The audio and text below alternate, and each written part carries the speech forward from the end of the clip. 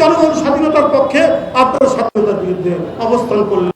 ৭১ সালে পানি ঘোলা করে কিছু মাছ পাওয়া যায় এবং এইটা মানুষকে বিভ্রান্তি তৈরি করে এটা পারেন, কিন্তু ঘোলা পানিতে মাছ শিকার করতে গিয়ে ওনারা নিজেরাই ঘোলা পানির মধ্যে পড়ে যান। এটাই আমি বারবার দেখেছি, একবারও কিন্তু সাকসেসফুল হতে পারে। ঠিক আছে, কণ্ঠ কেড়ে নিয়েছে, কথা বলা কেড়ে নিয়েছে, রাজনৈতিক দল হাজার হাজার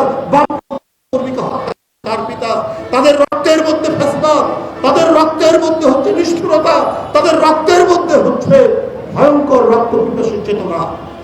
এই চেতনা তো যাবে না তাদের কাছ থেকে। এখন কেউ কেউ টকশো দেখি একটু একটু করে গলার আওয়াজ তুলছে, এই শেখ হাসিনার আমলে এই হয়েছে, সেই হয়েছে, এত উন্নতি হয়েছে, কেন একটা বড় দল তাকে কেন দেওয়া হবে না, রাজনীতি করার সুযোগ পাবে না, শেখ হাসিনা চলে আসতে পারে। শেখ হাসিনা যদি এতই বাহাদুর হবে তো পালালেন কেন? বেগম জিয়া তো পালাননি। মইনুল আহমেদ কত চেষ্টা করেছে, ফখরুদ্দিন আহমেদ সাহেব কত চেষ্টা করেছে, থ্রেট করেছে, হুমকি দিয়েছে, নিজে বছরের পর বছর জেল খেটেছেন, তো শেখ হাসিনার কাছে আত্মসমর্পণ করেনি, ওনার অন্যায় আবদারের কাছে মাথা নত করেননি বেগম জিয়া।